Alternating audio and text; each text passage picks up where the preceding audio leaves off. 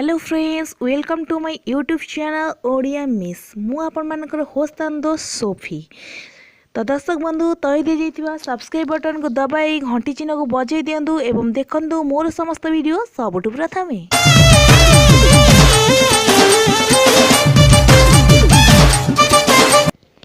प्रिय दर्शक बंधु, आज मु आपनको कहबी महिला मानक शरीर केउ अंग बड़ होइतिले ताहा पुरुष मानक पई भाग्यवान होइथाए। महिला सर्वदा भाग्यशाली होइथांती एवं धर्मशास्त्र रे महिला को लक्ष्मींकर अवतार बोली लोके मानिथांती। शास्त्र पुराण रे महिलांकर केउ अंग पई से माने भाग्यशाली होइथांती एहा उल्लेख रही अछि। तेबे आसंतु आज आमे जानिबा महिला मानंकर केउ अंग बड़ थिले से माने भाग्यशाली होइथांती। प्रथमे हेउछि लंबा बेक। शास्त्र अनुसार जो महिला मानकर बेक सामान्य लंबा होता है से माने सामान्य भावे भाग्यशाली होइथांती एवं से माने जो घरे रहिथांती सेही घरे खुशीर वातावरण खेली जाइथाए। द्वितीय हेउछि गभीर नाभि।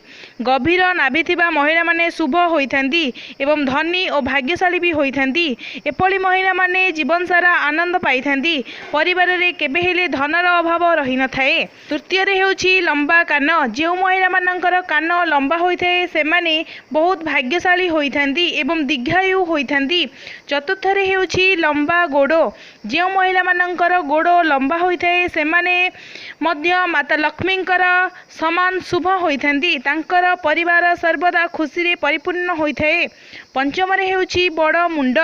जो महिला मानकर मुंड बड़ होता है से माने बहुत भाग्यशाली होइथांती एवं निज परिवार खूब भल जत्न नै थाई पारंती। दर्शक बंधु, मु आशा करूछि वीडियोटी आपनको संपूर्ण भल लागिथिबो। तो जदि भल लागिछि देरी न करी यथाशीघ्र मो चैनल ओडिया मिस को सब्सक्राइब, लाइक, कमेंट, शेयर करने को भूलंतु नहीं। रहुछि दर्शक बंधु, पुणी थई देखा हबो नुआ वीडियो सहित। नमस्ते, भले थांतु समस्ते।